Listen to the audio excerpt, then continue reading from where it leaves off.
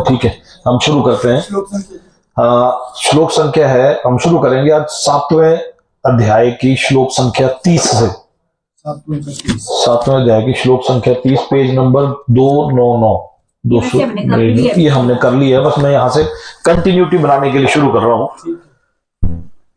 यहां पर भगवान श्री कृष्ण अर्जुन को बोल रहे हैं कि जो मुझ परमेश्वर को मेरी पूर्ण चेतना में रहकर मुझे जगत का, देवताओं का तथा समस्त यज्ञ विधियों का नियामक जानते हैं, वे अपनी मृत्यु के समय भी मुझ भगवान को जान और समझ सकते हैं। ये भगवान ने अर्जुन को पीछे उसके एक जो सवाल है उसके सवाल के जवाब में ये बात कही, और यहां ये बात बोलने के बाद ये अध्याय भी पूरा हो गया। अब जहां ये बात अधूरी छोड़ी भगवान ने कि ऐसी कुछ बात बोली कि मुझे वे अपनी मृत्यु के समय भी मुझ भगवान को जान और समझ सकते हैं, तो अर्जुन के मन में अब सवाल आया कि ऐसा क्या कि अपनी मृत्यु के समय में भी अगर मैं याद करूं तब भी क्या मैं भगवान को जान और समझ सकता हूं? अर्जुन के मन में ये सवाल आया, और जब अर्जुन के मन में जब जब सवाल आता है तो अर्जुन उसी वक्त उसका प्रश्न करता है। तो अगले अध्याय के पहले और दूसरे श्लोक में अर्जुन ने सवाल पूछ लिए, 2 सवाल, और इन 2 सवालों में अर्जुन ने 8 सवाल किए। बोलने को तो ये 2 सवाल है, लेकिन इन 2 सवालों में 8 सवाल छुपे हुए हैं। अर्जुन ने कहा, हे भगवान, हे पुरुषोत्तम, ब्रह्म क्या है? आत्मा क्या है? ये कि ब्रह्म क्या है, नंबर 1। आत्मा क्या है, नंबर 2। सकाम कर्म क्या है, नंबर 3। ये भौतिक जगत क्या है, नंबर 4। पेज नंबर 301 है। भौतिक जगत क्या है, पेज 4। देवता क्या है, कृपया करके मुझे ये बताएं। पहले श्लोक में 5 सवाल, और दूसरे श्लोक में बोला, हे मधुसूदन, यज्ञ का स्वामी कौन है, 6। वह शरीर में कैसे रहता है, 7। और मृत्यु के समय भक्ति में लगे रहने वाला आपको कैसे जान पाता है? ये 8 सवाल अर्जुन ने भगवान श्री कृष्ण से इन 2 श्लोकों में पूछे। ब्रह्म क्या है, आत्मा क्या है, सकाम कर्म क्या है, भौतिक जगत क्या है, देवता क्या है, यज्ञ का स्वामी कौन है, वह शरीर में कैसे रहता है, और मृत्यु के समय भक्ति में लगा रहने वाला आपको कैसे जान पाता है? अब इसके तात्पर्य को हम साथ साथ में लेंगे तो और आसान से इसको समझ आएगा। इस अध्याय में भगवान कृष्ण अर्जुन के द्वारा पूछे गए ब्रह्म क्या है आदि प्रश्नों का उत्तर देते हैं। भगवान कर्म, भक्ति तथा योग और शुद्ध भक्ति की भी व्याख्या करते हैं। श्रीमद् भागवत में कहा गया है कि परम सत्य ब्रह्म परमात्मा तथा भगवान के नाम से जाना जाता है। साथ ही जीवात्मा या जीव को भी ब्रह्म भी कहते हैं। अर्जुन आत्मा के विषय में भी पूछता है, जिससे शरीर, आत्मा तथा मन का बोध होता है। वैदिक कोश निरुक्ति के अनुसार, यानी कि वैदिक निरुक्त के अनुसार, आत्मा का अर्थ मन, आत्मा, शरीर तथा इंद्रियां भी होता है। अर्जुन ने परमेश्वर को यहां पुरुषोत्तम या परम पुरुष कहकर संबोधित किया। श्लोक में है, हे भगवान, हे पुरुषोत्तम। यहां पर पुरुषोत्तम कहकर संबोधित किया, जिसका अर्थ यह होता है कि वह ये सारे प्रश्न अपने एक मित्र से नहीं अपितु परम पुरुष से, उन्हें परम प्रमाण मानकर पूछ रहा है जो निश्चित उत्तर दे सके। जबकि दूसरे अध्याय के 7वें श्लोक में क्या हुआ था? अर्जुन ने कहा था कि अब मैं आपका शिष्य हूं, आप मेरे गुरु हैं, मैं अपने आप को आपको सरेंडर कर रहा हूं, कृपया करके मेरी इन दुविधाओं का जवाब दो। दूसरे अध्याय से लेके 6 अध्याय 7 अध्याय बीत जाने के बाद अर्जुन को लगा कि ये मेरा मित्र नहीं हो सकता, ये जो इतनी बड़ी बड़ी बातें कर रहे हैं ये कोई साधारण पुरुष नहीं हो सकता। अर्जुन को तब तक पता नहीं था कि ये भगवान है। अब वो पुरुषोत्तम कहकर संबोधित कर रहा है, और अगले श्लोक में बड़ी बात कि वो मधुसूदन कहकर संबोधित कर रहा है, हे मधुसूदन। पुरुषोत्तम और हे मधुसूदन। मधुसूदन कहकर क्यों संबोधित किया? क्योंकि कृष्ण ने एक बार मधु नामक असुर का वध किया था। वस्तुतः ये सारे प्रश्न जो शंका रूप में है अर्जुन के मन में नहीं उठने चाहिए थे। क्यों उठने चाहिए था अर्जुन के मन में? क्यों नहीं उठने चाहिए थे? क्योंकि अर्जुन एक कृष्ण भावना भावित भक्त था, अतः ये सारी शंकाएं असुरों के सदृश्य है। क्या बोलते हैं इसको? समान। हाँ, सदृश्य है। These doubts are like demons, मतलब वो असुरों के समान है। क्योंकि कृष्ण असुरों को मारने में सिद्धस्थ थे, अतः अर्जुन उन्हें मधुसूदन कहकर संबोधित करता है, जिससे कृष्ण उसके मन में उठने वाली समस्त आसुरी शंकाओं को नष्ट कर सके। इस श्लोक में प्रयाण काले एक शब्द है श्लोक में, पहली दूसरी लाइन में आता है प्रयाण काले च, इसमें हाँ, इस श्लोक में प्रयाण काले शब्द अत्यंत महत्वपूर्ण है, क्योंकि अपने जीवन में हम जो भी करते हैं उसकी परीक्षा मृत्यु के समय होनी है। अर्जुन उन लोगों के विषय में जो निरंतर कृष्ण भावना भावित में लगे रहते हैं, ये जानने के लिए अत्यंत इच्छुक है कि अंत समय उनकी क्या दशा होगी। क्यों है इच्छुक? क्योंकि क्या दशा होगी, क्योंकि भगवान ने पिछले श्लोक में कहा था कि वे अपनी मृत्यु के समय भी मुझ भगवान को जान और समझ सकते हैं। तो अर्जुन के मन में ये शंका कि अगर मैं पूरी उम्र नहीं भगवान का स्मरण करता हूं, सिर्फ मृत्यु के समय स्मरण करता हूं, तो क्या ऐसा हो सकता है कि मैं जान और समझ सकूं? तो ये शंका उसके मन में इसलिए आई। मृत्यु के समय शरीर के सारे कार्य रुक जाते हैं और मन सही दिशा में नहीं रहता। इस प्रकार शारीरिक स्थिति बिगड़ जाने से हो सकता है कि मनुष्य परमेश्वर का स्मरण ना कर सके। परम भक्त महाराज कुलशेखर प्रार्थना करते हैं कि हे भगवान, इस समय मैं पूर्ण स्वस्थ हूं, अच्छा हो कि मेरी मृत्यु इसी समय हो जाए, जिससे मेरा मन रूपी हंस आपके चरण कमलों रूपी नाल में प्रविष्ट हो सके। ये इसकी तात्पर्य को हमने पिछले श्लोक में, पिछले हफ्ते में भी इसको कवर किया था।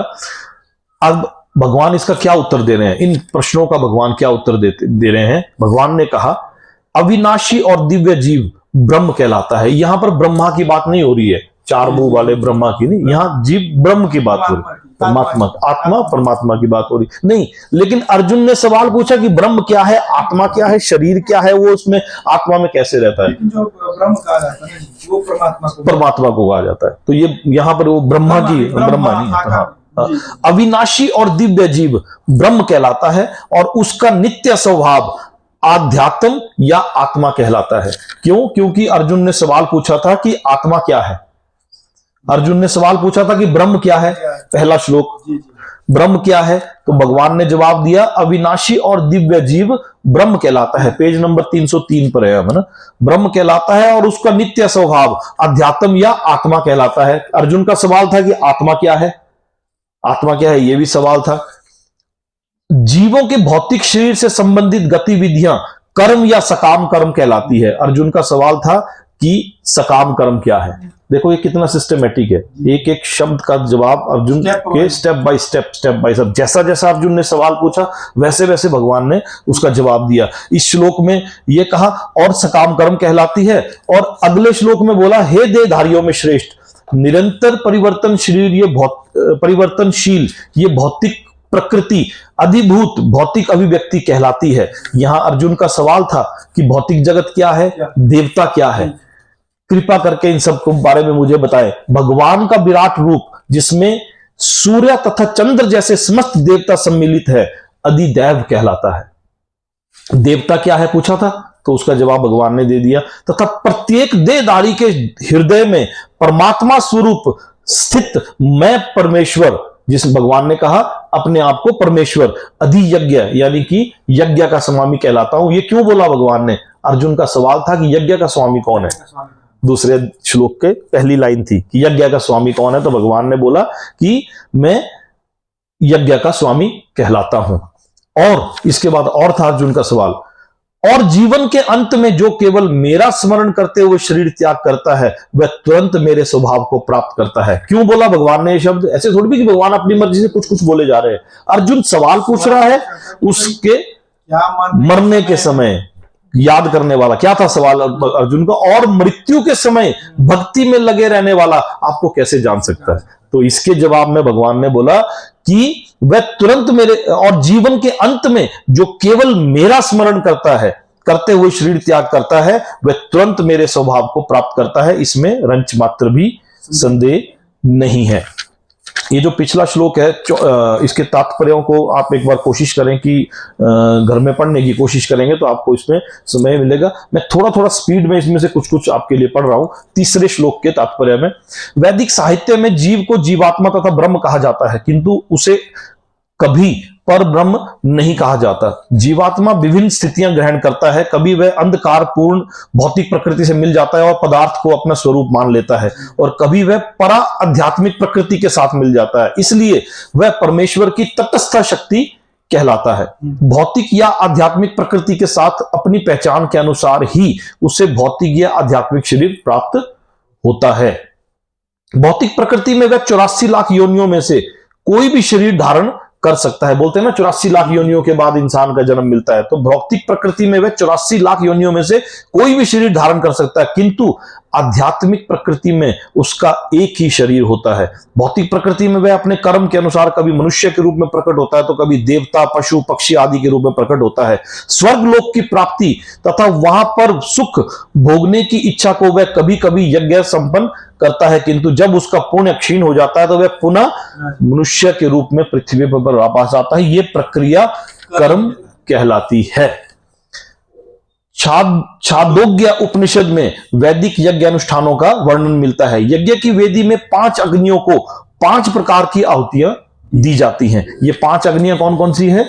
स्वर्गलोक, बादल, पृथ्वी, मनुष्य तथा स्त्री रूप में मानी जाती हैं जो यज्ञ की आहुतियां हैं। और श्रद्धा, सोम, वर्षा, अन्न तथा वीर्य, ये 5 प्रकार की आहुतियां देती हैं। इससे अगली पहले को आप पढ़ेंगे तो उसमें आपको बड़ी गहरी चीज पता चलेगी।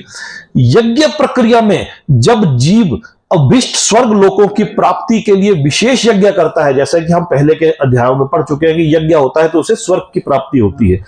तो यज्ञ प्रक्रिया में जब जीव अभिष्ट स्वर्ग लोकों की प्राप्ति के लिए विशेष यज्ञ करता है और उन्हें प्राप्त भी कर लेता है, यज्ञ करता है, यज्ञ के बाद स्वर्गलोक को प्राप्ति होती है। जब यज्ञ का पुण्य क्षीण हो जाता है, क्योंकि कोई भी चीज परमानेंट नहीं है, आपने यज्ञ किए और यज्ञ के बाद आपको स्वर्गलोक की प्राप्ति होगी, और एक समय आएगा जब आपका वो यज्ञ का फल पूरा हो जाएगा। जब हो जाती तब क्या होता है? तो जीव पृथ्वी पर वर्षा के रूप में उतरता है। देखो कितनी गहरी बात है कि जीव पृथ्वी पर कैसे उतरता है? वर्षा के रूप में, वर्षा के रूप में उतरता है और अन्न का रूप ग्रहण करता है। कैसे? ये अभी आपको रिपीट करके बताऊंगा कि कैसे। मनुष्य अन्न का रूप ग्रहण करता है और इस अन्न को मनुष्य खाता है, इसी अन्न को मनुष्य खाता है, जिससे यह वीर्य में परिणत होता है, जो स्त्री के गर्भ में जाके फिर से मनुष्य का रूप धारण करता है। ये मनुष्य पुनः यज्ञ करता है और पुनः वही चक्कर चलता है। इस प्रकार जीव शाश्वत रीति में आता और जाता रहता है, किंतु कृष्ण भावना भावित पुरुष ऐसे यज्ञों से दूर रहता है। वह सीधे कृष्ण भावना भावित ग्रहण करता है और इस प्रकार ईश्वर के पास वापस जाने की तैयारी करता है। एक बार मैं आपको इससे रिलेटेड एक बार तीसरे अध्याय का एक 14वां श्लोक था, जो है पेज नंबर 134 पे, आप एक बार निकालो। जब मैंने उस दिन आपको ये श्लोक बोला था तो मैंने बोला था इसकी डिटेल एक्सप्लेनेशन मैं आपको आगे बताऊंगा, क्योंकि भगवान ने आगे बताई है तो हम भी आपको उसी के साथ साथ चलने के लिए। ये पेज नंबर 134 पे क्या बोला था भगवान ने?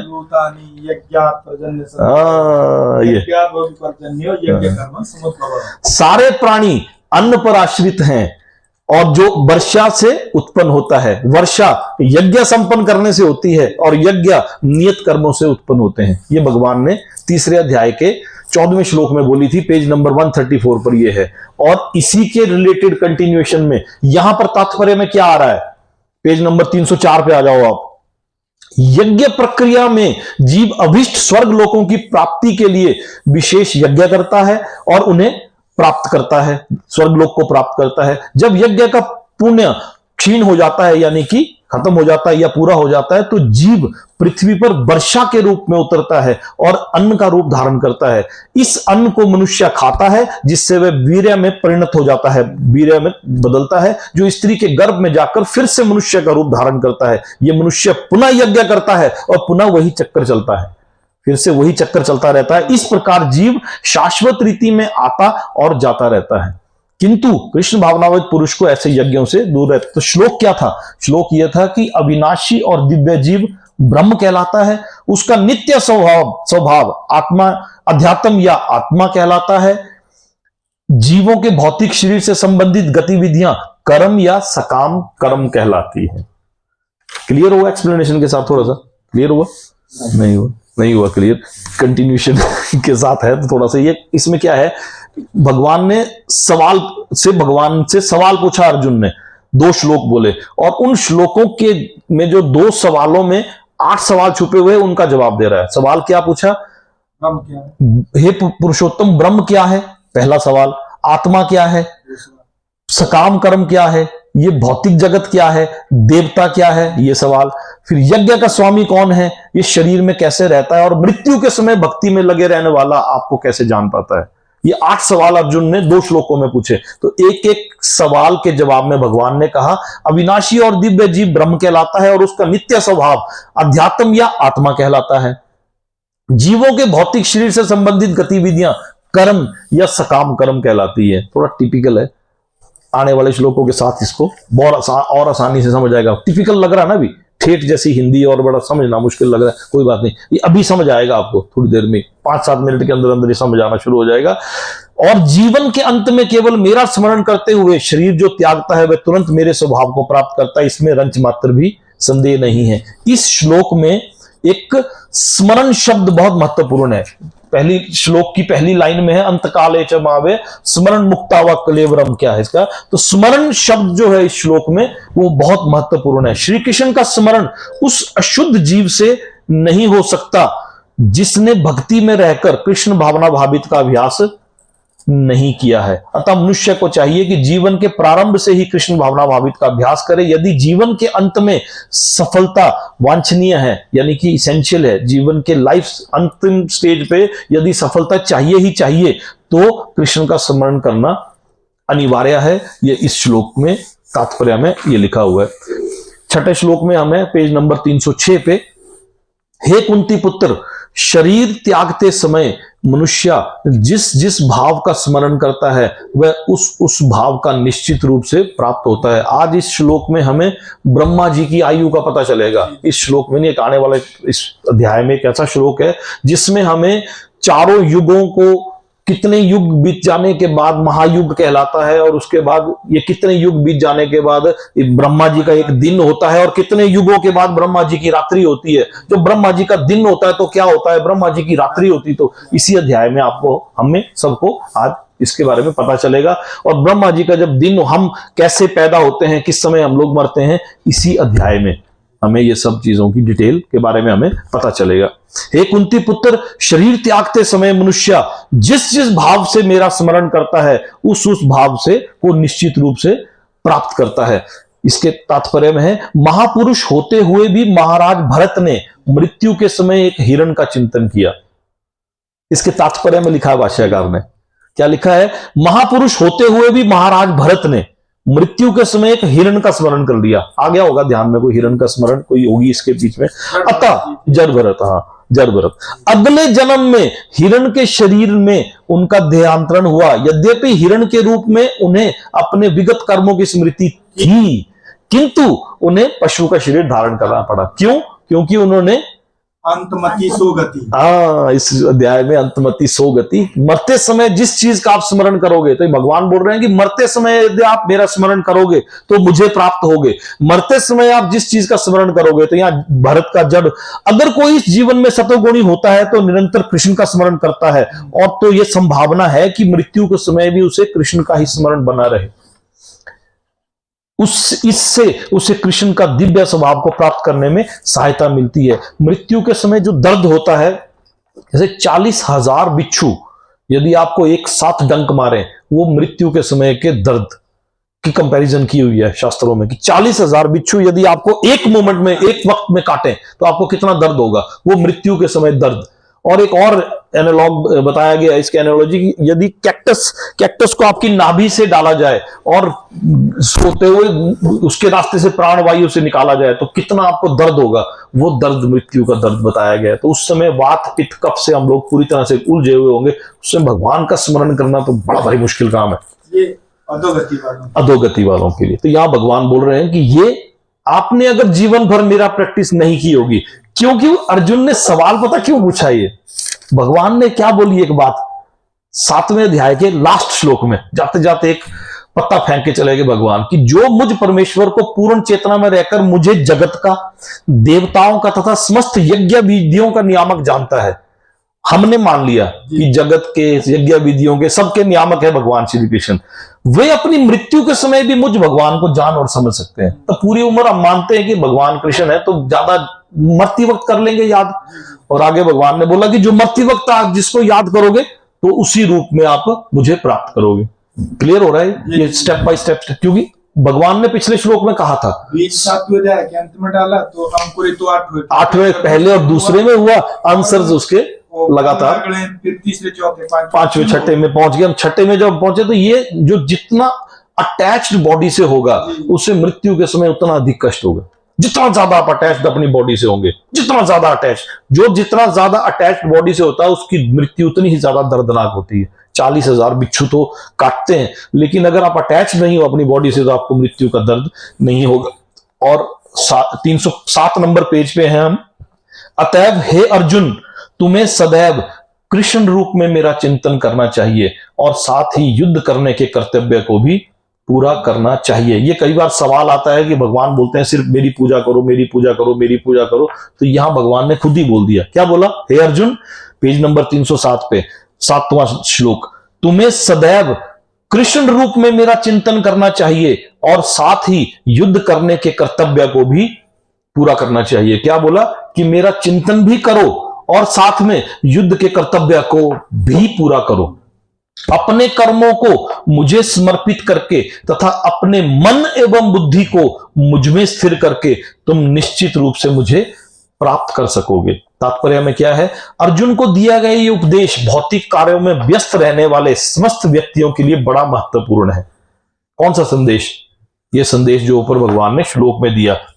भगवान ये नहीं कहते कि कोई अपने कर्तव्यों को त्याग दे, मनुष्य उन्हें करते हुए साथ साथ हरे कृष्ण का जप करते हुए कृष्ण का चिंतन कर सकता है। इससे मनुष्य भौतिक कलमश से मुक्त हो जाएगा और अपने मन तथा बुद्धि को कृष्ण में प्रवृत्त कर सकेगा। कृष्ण का नाम जप करने से मनुष्य परम धाम कृष्ण लोक को प्राप्त होगा, इसमें कोई संदेह नहीं है। जैसे क्या होता है, हम लोगों की दिनचर्या क्या है? हम लोग सवेरे उठे, अमूमन 6, साढ़े 6, 7 बजे उठते हैं, फटाफट उठे, चाय पिए, चाय दे दो, चाय नहीं मिल रही है, ये नहीं मिल रही है, बाथरूम जा रहे हैं, नहा रहे हैं, धो रहे हैं, और उसके बाद लेट हो रहे हैं, हम ऑफिस के लिए लेट हो गए, ब्रेकफास्ट कहाँ है हमारा, ब्रेकफास्ट लाओ, पैक डब्बा पैक नहीं हुआ, तुम्हारी वजह से लेट होता हूँ, ये होता हूँ, बच्चों को जाते हुए छोड़ देना, ये कर देना, वो कर देना, ये दिनचर्या है। घर से निकले, गाड़ी में गए, आगे ट्रैफिक में फंस गए या ट्रैफिक जाम फंस गए, कोई दूसरे आदमी ने पास ले लिया तो उसको अच्छी 2-4 भरी बोलती सुना दी, ये कर दिया, कैसे आदमी इन लोगों को लाइसेंस किसने दे दिया, ऑफिस पहुंचे, दुकान पहुंचे, वही सब दिन भर की प्रक्रिया।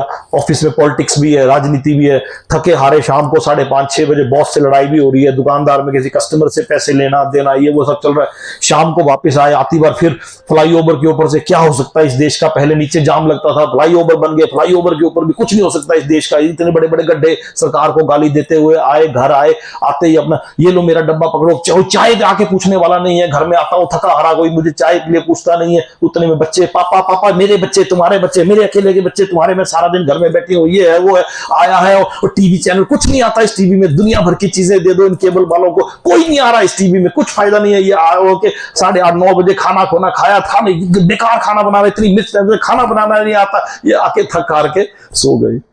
कर्म ही पूजा है यार, कैसा कर्म? अरे पूजा कहाँ है यार इसमें? वो बोलते कर्म ही पूजा है, कैसा कर्म किया हमने, ये कैसा कर्म किया, कहाँ है इसमें पूजा, कहाँ है? अगले दिन फिर वही रूटीन शुरू। तो यहां बोल रहे हैं कि अर्जुन को दिया गया ये उपदेश भौतिक कार्य, ये है भौतिक कार्य जो अभी हमने गिना है, ये भौतिक कार्य में व्यस्त रहने वाले समस्त व्यक्तियों के लिए बड़ा महत्वपूर्ण है। कौन सा संदेश? हे अर्जुन, तुम्हें सदैव कृष्ण रूप में मेरा चिंतन करना चाहिए और साथ में युद्ध करने के कर्तव्य को भी पूरा करना चाहिए। अपने कर्मों को मुझे समर्पित करके तथा अपने मन एवं बुद्धि को मुझ में स्थिर करके तुम निश्चित रूप से मुझे प्राप्त करोगे। अगला श्लोक क्या है? हे पार्थ, जो व्यक्ति मेरा स्मरण करने में अपना मन निरंतर लगाए रखकर अविचलित भाव से, अविचलित मतलब डिस्टर्ब नहीं होता, जिससे भाव से भगवान के रूप में मेरा ध्यान करता है, वह मुझको अवश्य प्राप्त होता है। क्या बोला?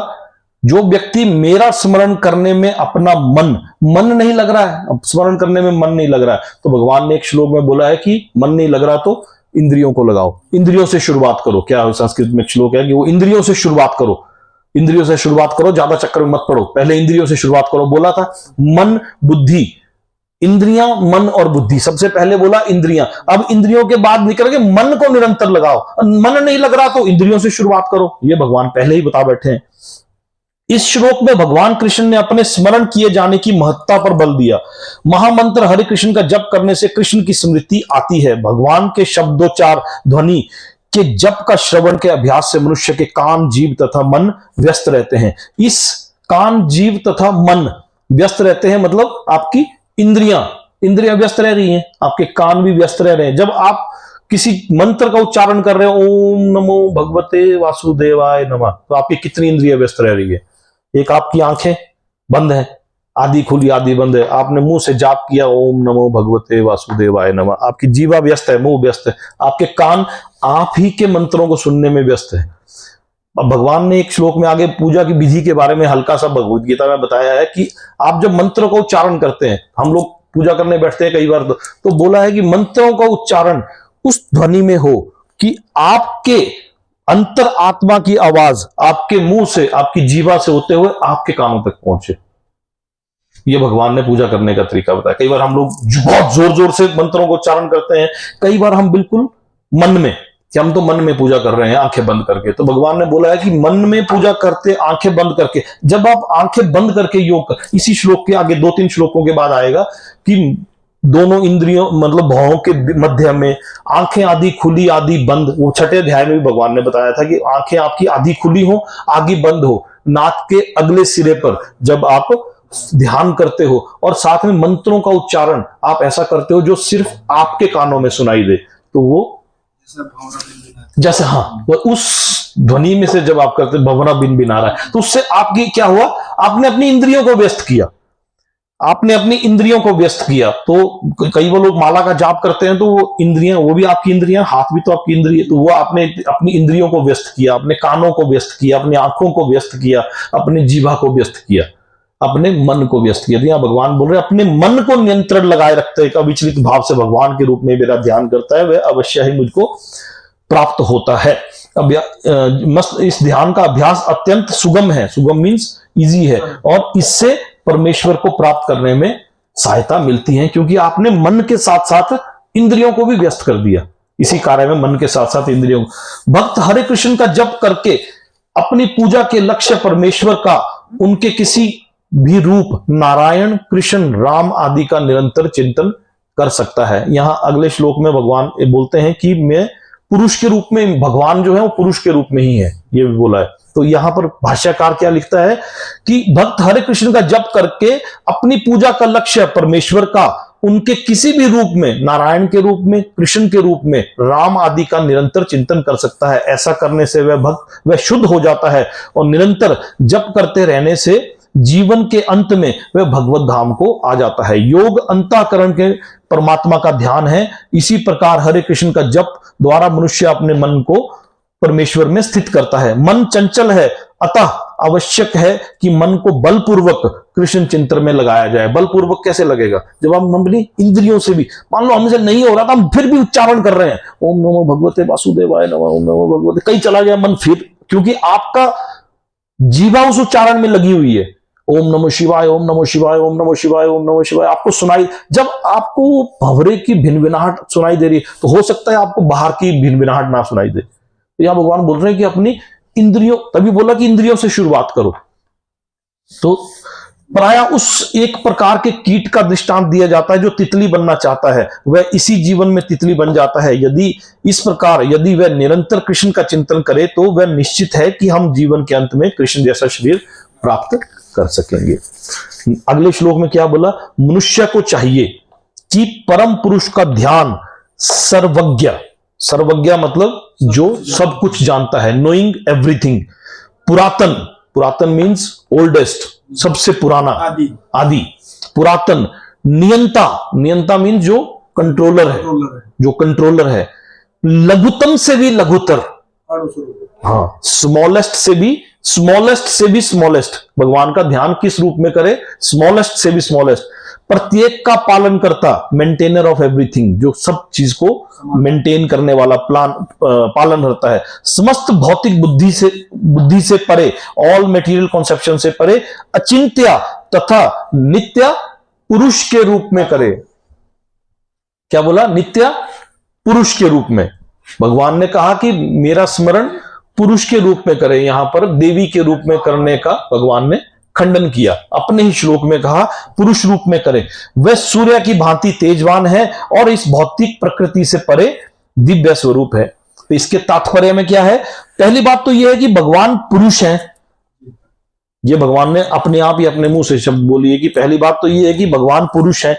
हरे राम तथा हम राम तथा कृष्ण को पुरुष के रूप में सोचते हैं। चाहे कोई राम का चिंतन करे या कृष्ण का, वे जिस तरह का के हैं उनका वर्णन भगवत गीता के इस श्लोक में किया गया है।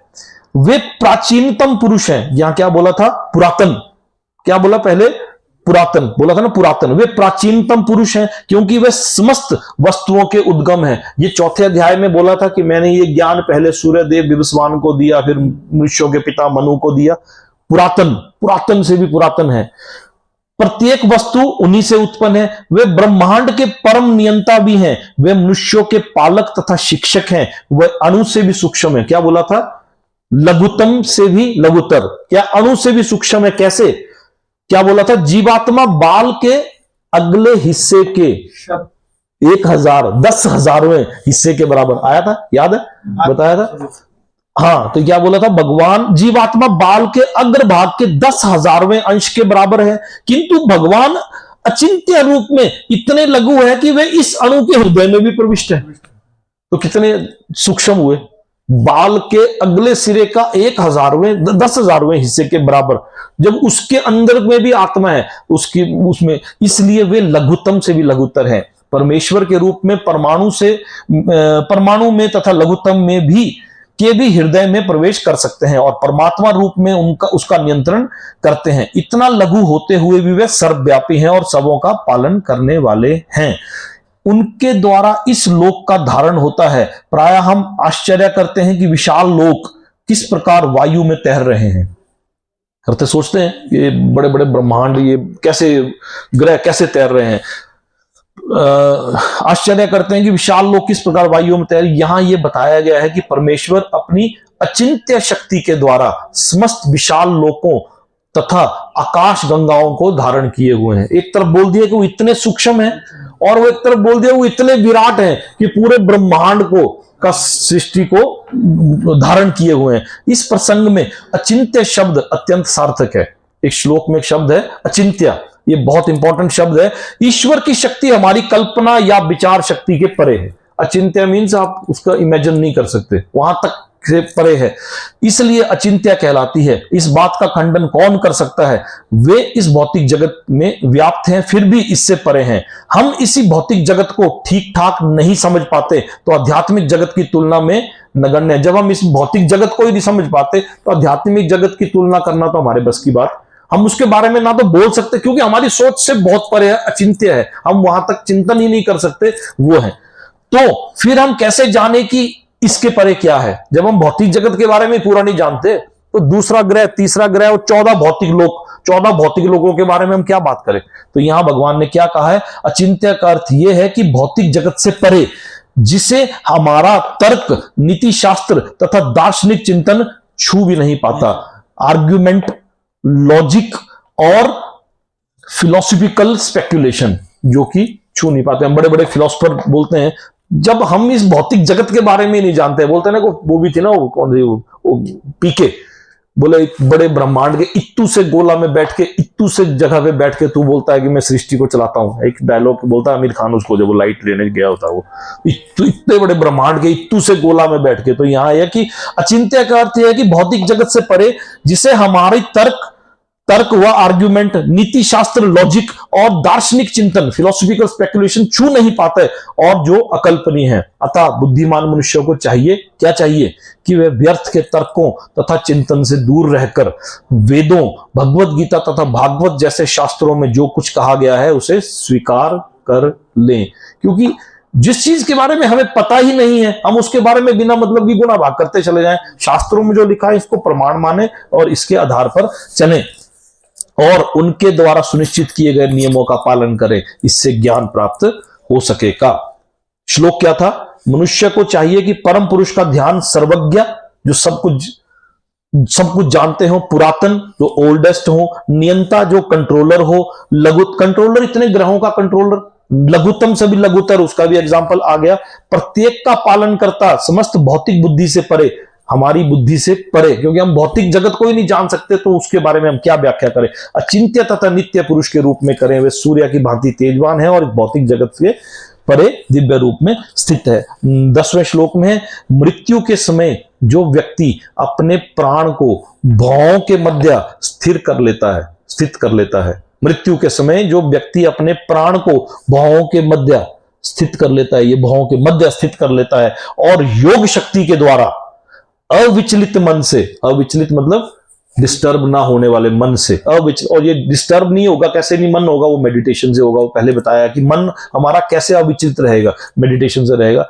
योग शक्ति के द्वारा अविचलित मन से पूर्ण भक्ति के साथ परमेश्वर के स्मरण में अपने को लगाता है, वह निश्चित रूप से भगवान को प्राप्त होता है।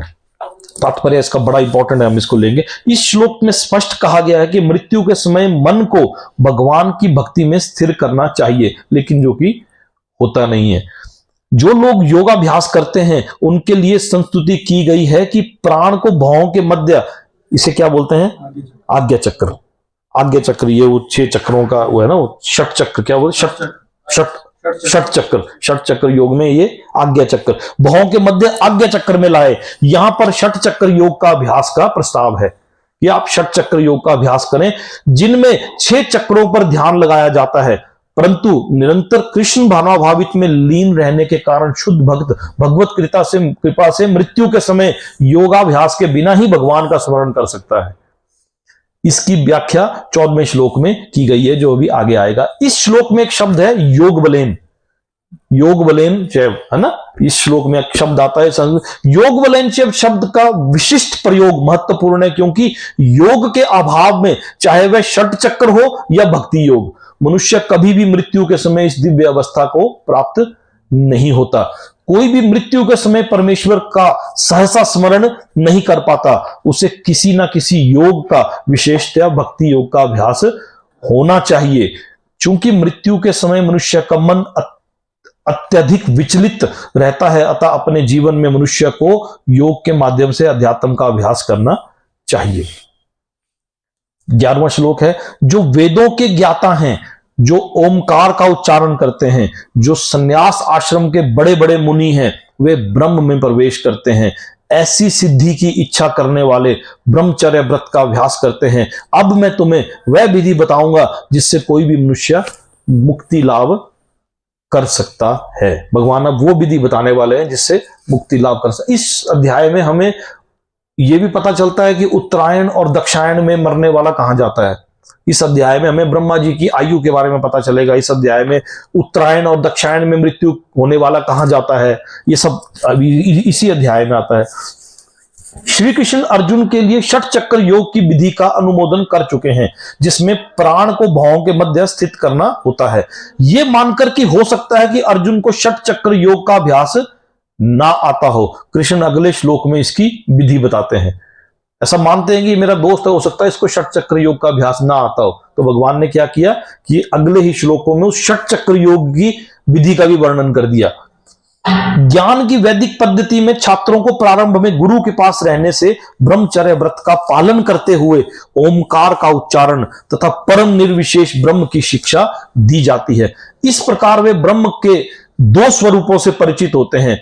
ये प्रथा छात्रों के आध्यात्मिक जीवन के विकास के लिए अत्यावश्यक है, किंतु इस समय ऐसा ब्रह्मचर्य जीवन, अविवाहित जीवन, जैसे कि अविवाहित जीवन बिता पाना बिल्कुल संभव नहीं है।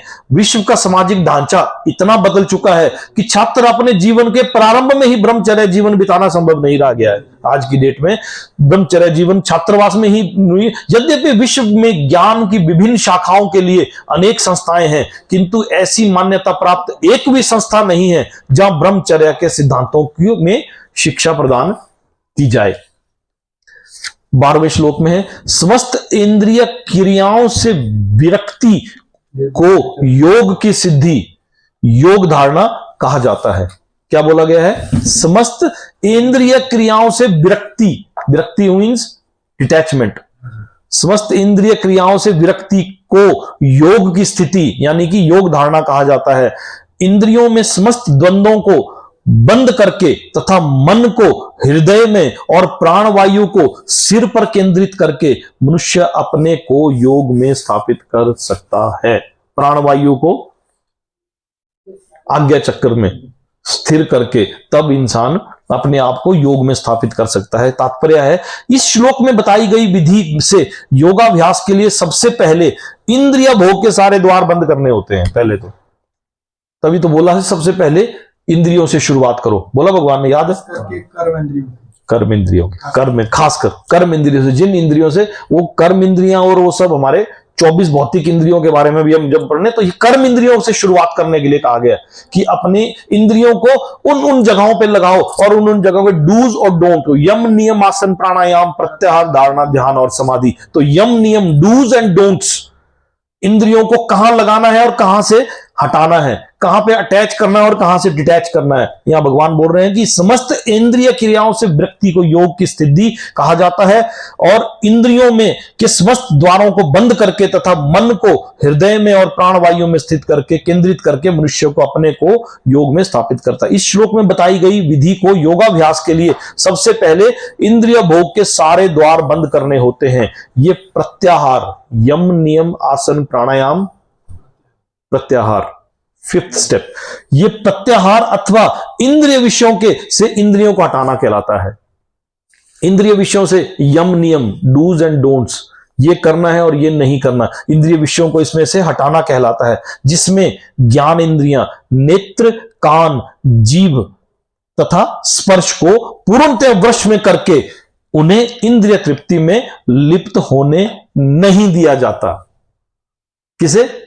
इन इंद्रियों को, नेत्रों को, कान को, नाक को, जीभ को तथा स्पर्श को, इन इंद्रियों को जब हम इंद्रिय तृप्ति से दूर कर रखेंगे, उनको उसमें लिप्त नहीं होने दिया जाता।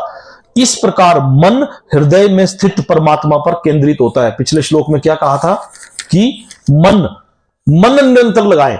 क्या बोला था 8वें श्लोक में? जो व्यक्ति मेरा स्मरण करने में अपना मन निरंतर लगाता है, तो मन कैसे लगेगा? जब इन इंद्रियों को दूसरी तरफ से डिटैच करेगा। इस प्रकार मन हृदय में स्थित परमात्मा पर केंद्रित होता है और प्राणवायु को सिर के ऊपर तक चढ़ाया जाता है। कहां तक? आज्ञा चक्र तक। इसका विस्तृत वर्णन 6ठे अध्याय में हो चुका है। ध्यान योग में इसका वर्णन हम डिटेल में समझ चुके हैं, किंतु जैसा कि पहले कहा जा चुका है कि अब यह विधि व्यवहारिक नहीं है, प्रैक्टिकली पॉसिबल नहीं है। अर्जुन ने भी खंडन किया।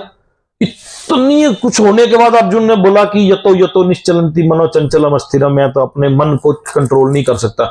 आपने जो बताई ये विधि मेरे लिए व्यवहारिक है ही नहीं, बोला था 6ठे अध्याय में, बोला था, सरेंडर कर दिया था उसने सब कुछ। जो जिस योग पद्धति का आपने संक्षेप में वर्णन किया वो मेरे लिए असहनीय, अव्यवहारिक, अकल्पनीय तथा असंभव है, ऐसा बोला था 6ठे अध्याय के 36वें श्लोक में कि ये मेरे लिए असहनीय है, मैं ये कर नहीं सकता, ऐसा बोल दिया था अर्जुन ने। तो यहां पर इसका विस्तृत वर्णन 6ठे अध्याय में हो चुका है, किंतु जैसा कि पहले कहा जा चुका है अब ये विधि व्यवहारिक नहीं है। सबसे उत्तम विधि तो कृष्ण भावनामृत है। यदि कोई भक्ति में अपने मन को कृष्ण के में स्थिर करने में समर्थ होता है तो उसके लिए अविचलित दिव्य समाधि में बने रहना सुगम हो जाता है। समाधि में क्यों शब्द आया यहां पर? यम नियम आसन प्राणायाम प्रत्याहार धारण और ध्यान और समाधि, तो ये अष्टांग योग के 8th स्टेप पे पहुंचना संभव हो जाता है।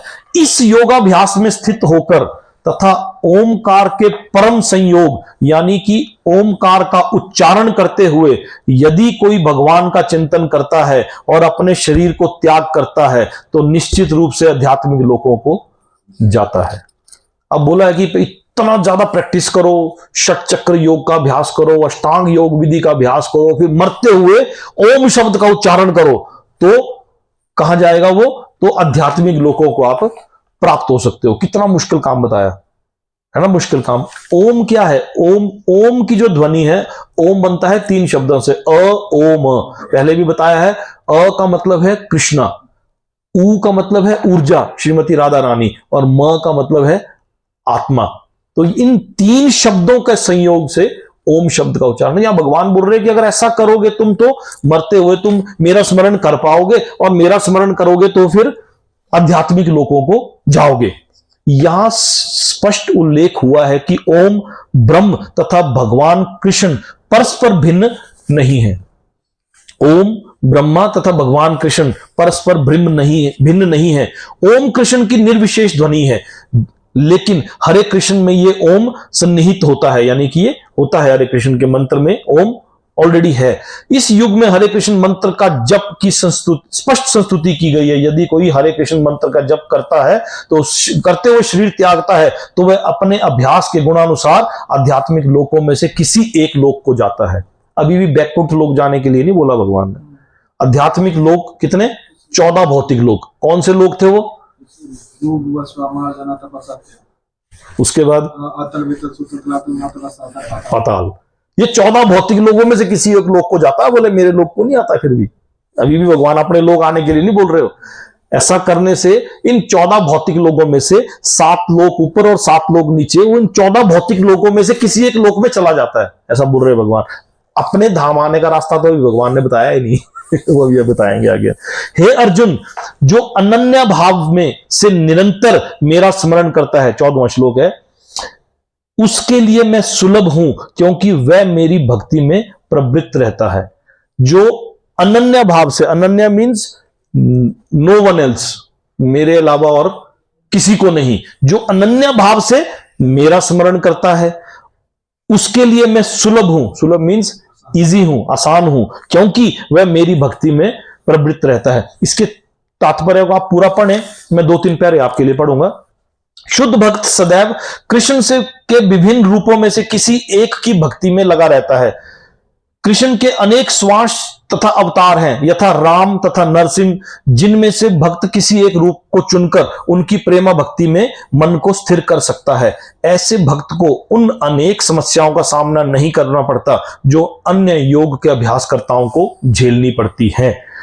शुद्ध भक्त का सबसे बड़ा गुण यह है, अगला पैरा है ये, शुद्ध भक्त का सबसे बड़ा गुण यह है कि वह देश अथवा काल का विचार किए बिना अनन्य भाव से कृष्ण की भक्ति चिंतन करता रहता है। उसको किसी तरह का व्यवधान नहीं होना चाहिए। उसे कहीं भी और किसी भी समय अपना सेवा कार्य करते रहने में समर्थ होना चाहिए। कुछ लोगों का कहना है कि भक्तों को वृंदावन जैसे पवित्र स्थान में या किसी पवित्र नगर में जहां भगवान रह चुके हैं रहना चाहिए, किंतु शुद्ध भक्त कहीं भी रहकर अपनी भक्ति से वृंदावन जैसा वातावरण उत्पन्न कर सकता है। श्री अद्वैत में चैतन्य महाप्रभु ने कहा है कि आप जहां भी हैं हे प्रभु, वही मेरा वृंदावन है।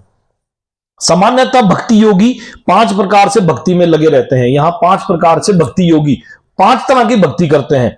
नंबर 1, एक है जो शांत भक्त है, जो उदासीन है, वो न्यूट्रलिटी में रहकर भक्ति से युक्त रहते हैं। वो न्यूट्रलिटी, बिल्कुल शांत है और अपनी भक्ति में लगे हुए, ये एक प्रकार के भक्ति योगी है। दूसरे हैं दास्य भक्त।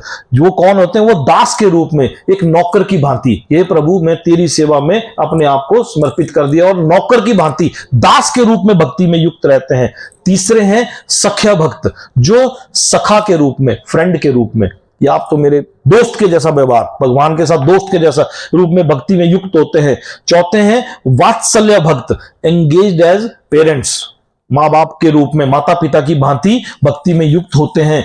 और 5वें हैं माधुर्य भक्त, जो परमेश्वर के साथ दाम्पत्य प्रेमी जैसा, यानी कि कॉन्जुगल लवर के जैसे भगवान से कुछ लोग प्रेम करते हैं। भगवान कृष्ण के भक्त नहीं होते, बोलते हैं भगवान कृष्ण के तो दीवाने होते हैं। ऐसा बोलते हैं कि लोग भगवान कृष्ण के भक्त थोड़े ना होते, भगवान कृष्ण के तो दीवाने हैं लोग, प्रेमी हैं, भगत हैं। भगत भगवान कृष्ण के कम है, दीवाने हैं, दीवानगी है। कभी ऐसे जगहों पे जाओ आप, खाटू श्याम, वृंदावन, कहीं ऐसी जगह, तो आपको पता लगता है कि ये भगत थोड़ी भी है, तो पता नहीं, ये कुछ अलग ही लेवल है, ये दीवानगी जैसी है। तो हाँ, पागलपन है, वो पागलपन टाइप होता है। मुझे प्राप्त करके महापुरुष, 15वां श्लोक है, मुझे प्राप्त करके महापुरुष जो भक्ति योगी हैं कभी भी दुखों के पूर्ण इस अनित्य जगत में नहीं लौटते, क्योंकि उन्हें परम सिद्धि प्राप्त हो चुकी होती है। तात्पर्य में क्या है? क्योंकि ये नश्वर जगत जन्म, जरा तथा मृत्यु के कलेशों से पूर्ण है। जन्म, बर्थ, जरा, ओल्ड एज और disease and death, disease and death, क्योंकि ये नश्वर जगत, ये जगत जिसको बोला गया है मृत्यु लोक, ये नश्वर जगत जो है वो जन्म जरा मृत्यु के कलेशों से पूर्ण है, पूरी तरह से भरा हुआ है। अतः जो परम सिद्धि प्राप्त करता है और परम लोक कृष्ण लोक या गोलोक वृंदावन को प्राप्त होता है, वह वहां से कभी वापस नहीं आता। इस श्लोक के तात्पर्य में है। अगला श्लोक आता है, इस जगत में सर्वोच्च लोकों से लेकर निम्नतर सारे लोक दुखों के घर हैं। या फिर बोल दिया कौन से लोक? पृथ्वी लोक नहीं, 14 भौतिक लोक। 14 भौतिक लोगों, 14 के 14 भौतिक लोगों को बोल दिया। क्या बोल दिया? ये सारे लोक सर्वोच्च लोक से लेके निम्नतर, यानी कि पृथ्वी लोक से ऊपर वाले लोक और पृथ्वी लोक से नीचे वाले लोक। कौन से लोक? 14 भौतिक लोक, जिसमें आता है भूवर, भूवर्व, स्वर्ग, महर, जन, तप और सत्यलोक, ये ऊपर के लोक है। नीचे के लोक है अतल, वितल, सुतल, तलातल, महातल, रसातल और पाताल। ये 14 भौतिक लोक। इन 14 भौतिक लोगों को क्या बोला भगवान ने? ये सारे के सारे दुखों के घर है। और पीछे क्या बोला श्लोक में? जो ओमकार का उच्चारण करते हुए यदि कोई भगवान का चिंतन करता है और अपने शरीर का त्याग करता है, वह निश्चित रूप से आध्यात्मिक लोकों को जाता है। कौन से आध्यात्मिक लोक? ये 14 लोक। अभी अपने पास आने की जर्नी नहीं बताई, बोला कि इन 14 लोकों में चले जाओगे आप, मरते हुए मेरा स्मरण करोगे तो 14 भौतिक लोकों में चले जाओगे। अपने पास आने की जर्नी नहीं बताई अभी। मुझे प्राप्त कर, अच्छा, इस जगत के सर्वोच्च लोक से लेकर निम्नतर सारे लोक, सर्वोच्च लोक हुए ऊपर के लोकों से लेकर निम्नतर नीचे के लोक, सारे दुखों के घर है, जहां जन्म तथा मरण का चक्कर लगा रहता है। अब इन लोकों में, अभी एक लोक में बताया था कि शिव किस लोक के है, किसी लोक में कोई, किसी के कोई इंद्रदेव किसी लोक के वो है, किसी के, तो ये सब की मृत्यु और जन्म, ये सब जन्म और मृत्यु के चक्कर में लगे हुए हैं। भगवान बोल रहे हैं कि इन सब लोकों में जन्म तथा मरण का चक्कर लगा रहता है, किंतु हे कुंती पुत्र, जो मेरे धाम को प्राप्त कर लेता है वह फिर कभी जन्म नहीं लेता। 14 लोकों के बाद ऊपर है कृष्ण धाम, गोलोक, वृंदावन से भी ऊपर का धाम, जिसकी जर्नी बोलते हैं यहां धरती लोक पर वृंदावन से शुरू होती है। यहां समस्त योगियों को, इसके तात्पर्य को पढ़ रहा हूं मैं, समस्त योगियों को, चाहे वे कर्म योगी हो, ज्ञान योगी हो या हठ योगी, अंततः भक्ति योग या कृष्ण भावना भावित में भक्ति की सिद्धि प्राप्त करनी होती है, तभी वे कृष्ण के दिव्य धाम को जा सकते हैं, जहां से वे फिर कभी वापस लौट के नहीं आते। किंतु जो सर्वोच्च भौतिक लोगों अर्थात देव लोगों को प्राप्त होता है, उनका पुनर्जन्म होता रहता है। जिस प्रकार, जैसे पीछे बोला था कि यज्ञ करने से हमें स्वर्ग लोकों की प्राप्ति होगी, लेकिन जब यज्ञ का पुण्य क्षीण हो जाएगा तो पुनः जन्म होगा। कैसे होगा? वर्षा के रूप में, क्या बताया? वर्षा के रूप में अन्न ग्रहण होगा, अन्न को पुरुष खाएगा, वो वीर्य बनेगा, वो स्त्री की गर्भ में जाएगा, फिर किसी का जन्म होगा, फिर मृत्यु होगी, फिर जन्म होगा, फिर होगा। तो ये जन्म मृत्यु का चक्कर चला रहेगा। कहां से? सारे लोकों से, 14 के। अब इसमें इस अध्याय में और अगले अध्याय में ऐसी डीप नॉलेज है, अगला अध्याय तो ऐसी डीप नॉलेज वाला है कि आप रोंगटे खड़े हो जाते हैं कि अच्छा इतना डीप साइंस है भगवत गीता में। उसी तरह ब्रह्मलोक, चंद्रलोक तथा इंद्रलोक जैसे उच्चतर लोकों से लोग पृथ्वी पर गिरते रहते हैं। कैसे गिरते हैं? बारिश के रूप में। छांदोग्य उपनिषद में जिस पंचाग्नि विद्या का विधान है, उससे मनुष्य ब्रह्मलोक को प्राप्त कर सकता है। किंतु यदि ब्रह्मलोक में वह कृष्ण भावनामृत का अनुशीलन नहीं करता तो क्या होता है? तो उसे पृथ्वी पर फिर से लौटना पड़ता है। जो उच्चतर लोकों में कृष्ण भावनामृत में प्रगति करते हैं, वे क्रमशः और ऊपर जाते रहते हैं और प्रलय के समय वे नित्य परम धाम को भेज दिए जाते हैं। यानी कि ये जर्नी है, जैसे भूलोक से भूवरलोक, भूवरलोक से हम स्वर्गलोक को जाएंगे। वहां पर बोला है कि अगर आप वहां पर भी आप कृष्ण का चिंतन नहीं करोगे तो आप फिर निचले लोकों पे आ जाओगे। फिर यहां आने के बाद समझ आई, फिर आप ऊपर लोकों के चले जाओ, भूवरलोक के, स्वर्गलोक के बाद महरलोक में चले गए, फिर जनलोक में चले गए, तपलोक में चले गए और सत्यलोक में चले गए। सत्यलोक में जहां जिसके बोलते हैं ब्रह्मा जी, जिसके वो है, सत्यलोक में भी यदि आपने भगवान का स्मरण नहीं किया तो आपको फिर वापस आना पड़ेगा। तो ये जर्नी करोड़ों करोड़ों वर्षों की है। वो कितनी करोड़ वर्षों की है वो अब अगले श्लोक में भगवान बता रहे हैं। क्या बता रहे हैं? मानवीय गणना के अनुसार, मानवीय हम लोगों की गणना के अनुसार 1000 युग मिलकर ब्रह्मा का एक दिन बनता है, और इतनी ही बड़ी ब्रह्मा की रात भी होती है। और ऐसे ऐसे ब्रह्मा के एक दिन और एक रात बीतने के बाद फिर ब्रह्मा का महीना होगा, फिर उसके बाद ब्रह्मा जी का साल होगा। ऐसे ऐसे ब्रह्मा जी 100 वर्ष जीते हैं, उसके बाद ब्रह्मा जी की मृत्यु हो जाती है। विष्णु जी का वैसे चलता सर्कल, अंत में भगवान शंकर जी के हाँ, फिर वहां से फिर सृष्टि की उत्पत्ति होती है। सृष्टि शून्य में चली जाती है, हाँ, अंधकार में। अंधकार में वो गर्भोदक्षाई विष्णु के गर्भ में चली, वो भी हम अगले आएगा। इसके तात्पर्य को आप समझने की कोशिश करें, बड़ा मजा आएगा इसके तात्पर्य को। श्लोक को क्या है, मानवीय गणना के अनुसार 1000 युग मिलकर ब्रह्मा का एक दिन बनता है और इतनी बड़ी ब्रह्मा की रात्रि भी होती है। तात्पर्य को पढ़े, आप मेरे साथ साथ पढ़े वहां उंगली रख के।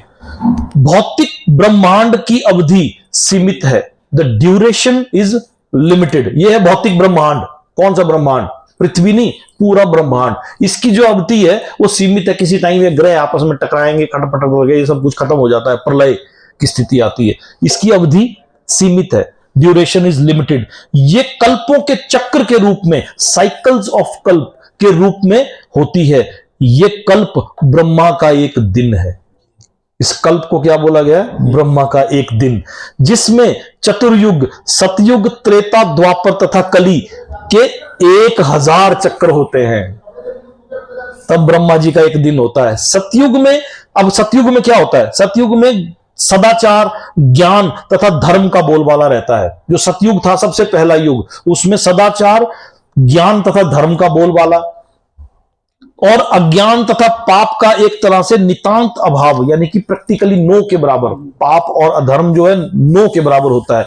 ये युग 17,28,000 वर्षों तक चलता है। सतयुग 17,28,000 वर्षों तक सतयुग की उम्र है। उसके बाद चलता है त्रेता युग। कैसे बोला था कि सतयुग, फिर त्रेता, फिर द्वापर, फिर कलयुग। याद है? ऐसा किया था हमने, पहले आया था ना। तो त्रेता युग में पापों का प्रारंभ होना शुरू हो जाता है। सतयुग है देवी देवताओं का युग। उसके बाद क्या हो, देवी देवता राक्षस लड़े, फिर वहां पापों का युग शुरू हो जाता है, जिसको बोलते हैं त्रेता युग प्रारंभ होता है। और ये युग की उम्र है 12,96,000 वर्ष। 12,96,000 वर्ष में त्रेता युग वर्षों तक चलता है। और उसके बाद द्वापर युग की शुरुआत होती है। द्वापर युग में क्या होता है? सदाचार तथा धर्म का हास होता है, यानी कि ज्यादा स्पीड से वो डिक्लाइन होता है। मतलब वो ज्यादा स्पीड से खत्म होना, पतन होना उसका शुरू होता है। कलयुग हास होता है और पाप बढ़ते हैं। किसमें?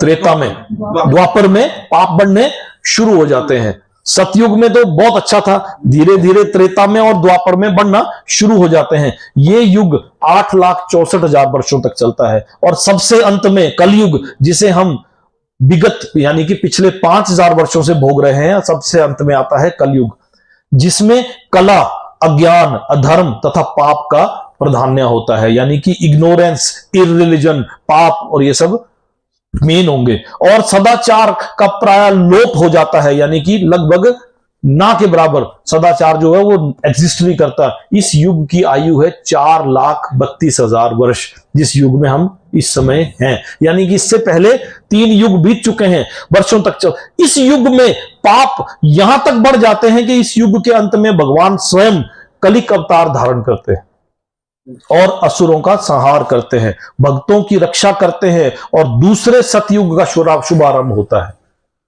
क्या होगा? कलयुग का अंत होने के बाद क्या होगा? सृष्टि खत्म हो जाएगी? नहीं, उसके बाद फिर से सतयुग का शुभारंभ होगा। जबकि ऐसा बोला गया है, ये जो 14 भौतिक लोक है, इन सब जगहों पर किसी लोक में इस समय सतयुग चल रहा है, किसी में त्रेता चल रहा है, किसी में द्वापर चल रहा है और किसी में कलयुग चल रहा है। 14 के 14 भौतिक लोकों में शुभारंभ होता है। इस तरह यह क्रिया निरंतर चलती रहती है। ये चारों युग एक सहस्त्र चक्र लेने के बाद ब्रह्मा जी के एक दिन के तुल्य होता है। सहस्त्र क्या होता है?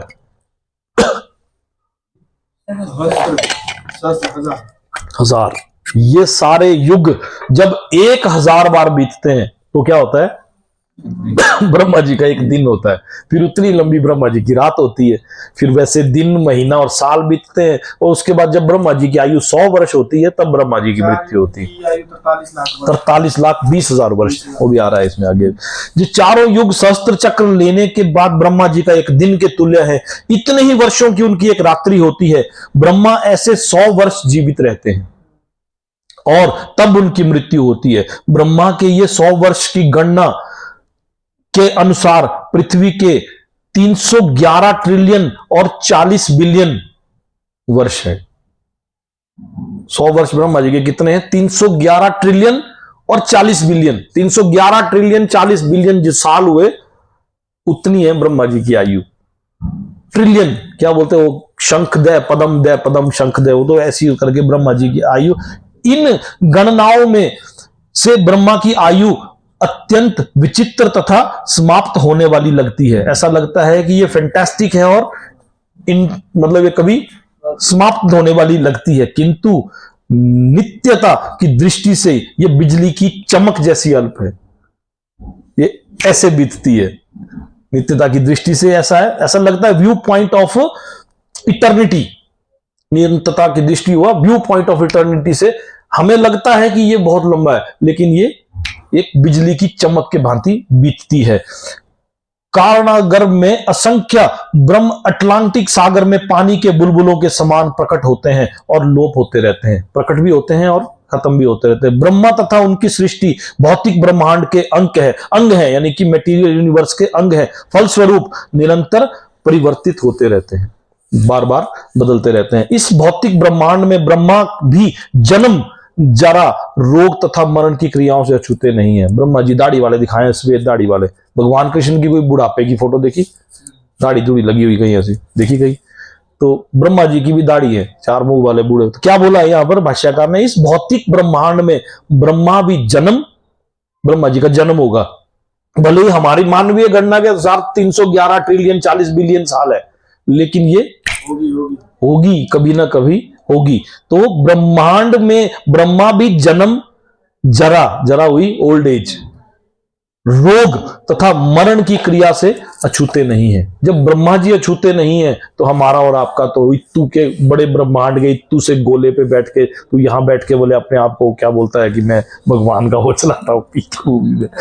हाँ, किंतु चूंकि ब्रह्मांड इस ब्रह्मांड की व्यवस्था करते हैं, इसलिए वे भगवान की प्रत्यक्ष सेवा में लगे रहते हैं। कभी आपने देखा होगा मूवीज में, या चलो हम लोगों ने मूवीज और धारावाहिक में, भगवान शिव भी किसी की आराधना कर रहे हैं, ब्रह्मा जी भी ध्यान में बैठ के किसी की आराधना कर रहे हो। किसकी आराधना कर रहे हैं? किसकी पूजा कर रहे होते हो?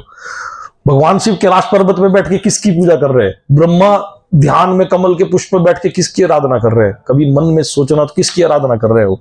तो ये क्योंकि हाँ, इसलिए वे भगवान की प्रत्यक्ष सेवा में लगे रहते हैं। फलस्वरूप उन्हें तुरंत मुक्ति प्राप्त हो जाती है। यहां तक कि सिद्ध सन्यासियों को भी ब्रह्मलोक भेजा जाता है, जो इस ब्रह्मांड का सर्वोच्च लोक है। किंतु कालक्रम में ब्रह्मा तथा ब्रह्मलोक के सारे वासी प्रकृति के नियम अनुसार मरणशील होते हैं। तो ये यहां पर हमने ब्रह्मा जी के एक दिन के बारे में समझा, एक दिन और एक रात के बारे में, आयु के बारे में समझा। क्या है? जैसे कलयुग, अगर हम इसको ऐसे करके समझे, अगर आप लिखना चाहोगे इसको तो आप लिख सकते हो।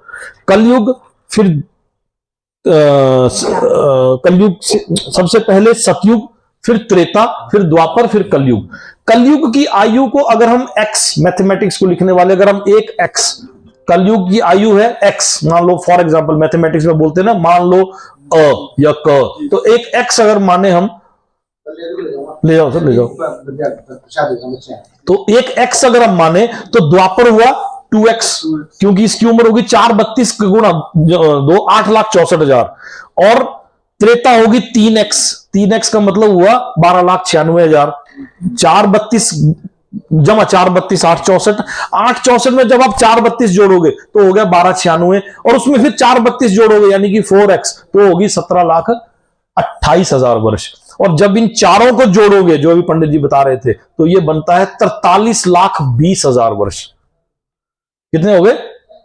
43,20,000। जब ये 43,20,000 वर्ष एक बार बीतते हैं, यानी कि 10x, x plus 2x plus 3x plus 4x, 4 plus 3 7 और 2 9 और 1 10, 10x मिलके 4,32,000 मल्टीप्लाइड बाई 10, यानी कि 43,20,000। ये आपको याद कराने के लिए बता रहा हूं, आसान एक्स फार्मूला भगवद गीता में नहीं है। 10x जब 44,20,000 वर्ष जब बीतेंगे, तो ब्रह्मा जी के, तो ये होगा एक महायुग, तो ये हुआ महायुग। और ऐसे ऐसे महायुग जब 1000 बार बीतेंगे, तो हो जाएगा ब्रह्मा जी का एक दिन। और जब ऐसे ही सहस्त्र बोला ना, सहस्त्र 1000 बार जब बीतेंगे, तो होगी ब्रह्मा जी की रात। महायुग जब इतनी बार बीतेंगे, 43,20,000 बार बीतेंगे, तो ये, और जब 43,20,000 मल्टीप्लाइड बाई 1,000 तो कितना हुआ था? 311 ट्रिलियन 40 बिलियन साल मानवीय गणना के अनुसार तो ब्रह्मा जी की मृत्यु होती है। तो ये इसके बारे में। अब इसमें एक और एनालॉग आता है जिसमें ये कि जैसे हमारे यहां पर है 1 घंटा है तो उसमें है 60 मिनट, ठीक है। तो यहां इसकी जो तुलना है वो हुई है मनु एक यूनिट ऑफ टाइम है। मनु अभी पंडित जी को होते तो उसको ज्यादा आसानी से समझना था।